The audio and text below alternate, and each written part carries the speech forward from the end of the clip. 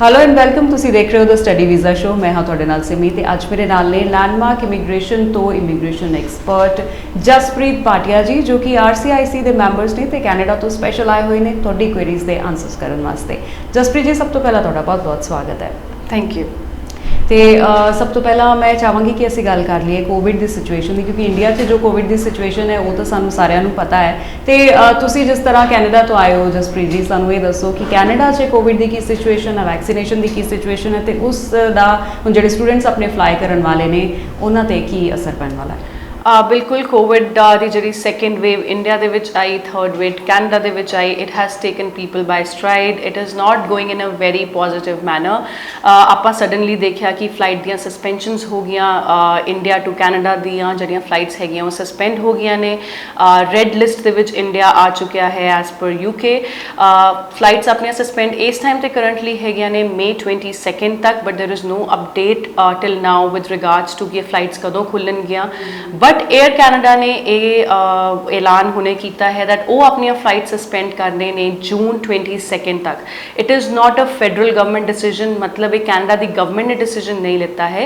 Air Canada ने अपना decision लेता है कि वो अपनी फ्लाइट्स 22 जून तक सस्पेंड कर रहे हैं तो उन्होंने तो कोई भी फ्लाई नहीं कर पाएगा अंटिल 22 जून। हुण अगर आप गल करिए कि किवें इंटरनेशनल स्टूडेंट फ्लाई करेगा या किवें कोई बाकी जिहड़े इंटरनेशनल ट्रैवल्स हैगे ने कैनेडा फ्लाई करेंगे, अगर आप सिनारियो देखिए हौली हौली सारी कंट्रीज़ ने ओपन करना शुरू करता है। ट्रैवल रिस्ट्रिक्शन जी हैगी है वो लिफ्ट करनी शुरू करती है। फॉर एग्जाम्पल UK ने 16 मई तो फ्लाइट्स रन करनी शुरू करती हैं।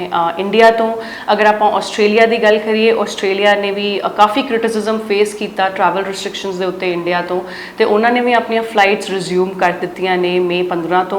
अगर आप देखिए तो कैनेडा भी होपफुली May एंड तक रिज्यूम कर देगा फ्लाइट्स नू। टॉकिंग अबाउट कि कैनेडा की सिचुएशन करंटली की है, Canada is now headed towards positivity. More than 7 million people are vaccinated only in Ontario, जिहड़ा कि मेजर प्रोविंस हैगा है कैनेडा दे विच। More than 50% people are now vaccinated with 1 dose at least in Canada. हौली हौली नंबर्स गिरते जा रहे हैं, वैक्सीनेशन लोगों की वधदी जा रही है। 5 मिलियन अप्रॉक्सीमेटली डोजेज ने जिहड़ियां एक्सपैक्टेड हैं इस वीक दे विच कैनेडा च आनियां। अगर मैं ओंटेरियो की स्पैसीफिकली गल करा, क्योंकि अपना बच्चा ओंटेरियो दे विच बहुत ज़्यादा जाता है and that is one province which is heavily affected by COVID numbers. अगर मैं ओदी गल करा 1.5 लाख 1.54 जी फिगर हैगी है, 1.5 लाख बंदा जिहड़ा है वो वैक्सीनेट होया है एक दिन दे विच ओंटेरियो दे विच। तब वैक्सीनेशनस बहुत तेज़ी नाल हो रही है कैनेडा दे विच। टारगेट ये हैगा कि वैक्सीनेटेड नंबर ऑफ पीपल ज़्यादा होन when compared to number of COVID cases. Latest news ये भी हैगी है कि जो बॉर्डर्स है US ते कैनेडा दी डिस्कशंस हो रही हैं खुलन दे। This is like a very big news, क्योंकि 1.5 साल तो पिछले more than it's been 1 year कि US ते कैनेडा दा बॉर्डर क्लोज्ड है। देयर आर डिस्कशंस कि वो भी बॉर्डर खुल सकता है जल्दी and we can see good summer, good September intake और October intake which is coming intakes for our international students also. जी बिल्कुल। तो ये भी न्यूज़ है कि ओंटारियो के इंटरनेशनल स्टूडेंट्स से बैन लगाने की गल कही है, कितनी ऑथेंटिसिटी इस न्यूज़ च है? सी ਜਿਹੜੇ ओंटेरियो के प्रीमियर है विद ऑल ड्यू रिस्पैक्ट काफ़ी उन्होंने प्रैशर पाने की कोशिश की फेडरल गवर्नमेंट के उत्ते कि इंटरनेशनल ट्रैवल जोड़ा है वो होर रिस्ट्रिक्ट कर दिता जाए, बॉर्डर्स होर क्लोज किए जान, बिकॉज जो टोरंटो का पियर्सन एयरपोर्ट है वो ओंटेरियो फॉल करता है। बहुत ज़्यादा कोशिश की गई कि इंटरनेशनल स्टूडेंट्स का रिस्ट्रिक्ट किया जाए आना, बट दैन जोड़े साडे प्राइम मिनिस्टर है ने कैनेडा के मिस्टर जस्टिन ट्रूडो, उन्होंने बहुत कैटेगोरिकली नंबर्स मंगे ने। प्रीमियर तो जोड़े है डग फोर्ड ऑफ ओंटेरियो, उन्होंने मंगया कि सानू पूरी इन्फॉर्मेशन दो कि तुसी क्यों इहो जी रिस्ट्रिक्शंस मन रहे हो, तुसी क्यों इहो जी डिटेल्स मंगते पे हो कि इहो जी बॉर्डर रिस्ट्रिक्शंस लगा दिते जान। वो कह रहे हैं तुसी नंबर्स च सानू प्रूव करो कि जिहड़ा ट्रैवल रिस्ट्रिक्शन होर टाइट करन नाल की इफेक्ट होएगा तुहाडे प्रोविंस दे उत्ते।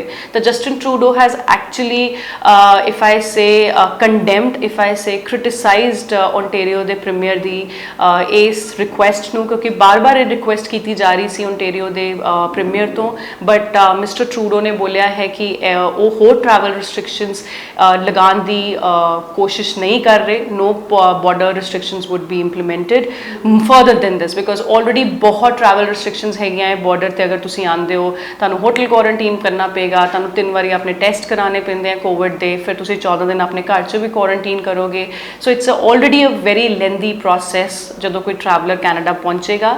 ਐਂਡ ਅਗਰ ਮੈਂ ਇਹ ਗੱਲ ਕਰਾਂ, ਨੰਬਰਸ ਦੀ ਗੱਲ ਕਰਾਂ, less than 2% people are getting infected through Covid ਜਿਹੜੇ ਇੰਟਰਨੈਸ਼ਨਲ ਟਰੈਵਲ ਤੋਂ ਆ ਰਹੇ ਹਨ। ਇਸ ਕਰਕੇ ਮਿਸਟਰ ਟਰੂਡੋ, ਜਿਹੜੇ ਜਸਟਿਨ ਟਰੂਡੋ ਆਪਣੇ ਪ੍ਰਾਈਮ ਮਿਨਿਸਟਰ ਹੈਗੇ ਨੇ, ਉਹ ਇਹ ਕਹਿ ਰਹੇ ਕਿ ਆਈ ਫਰਦਰ ਡੋਂਟ ਸੀ ਕਿ ਹੋਰ ਰਿਸਟ੍ਰਿਕਸ਼ਨਸ ਲਗਾਈਆਂ ਜਾਣ। ਜੀ ਬਿਲਕੁਲ।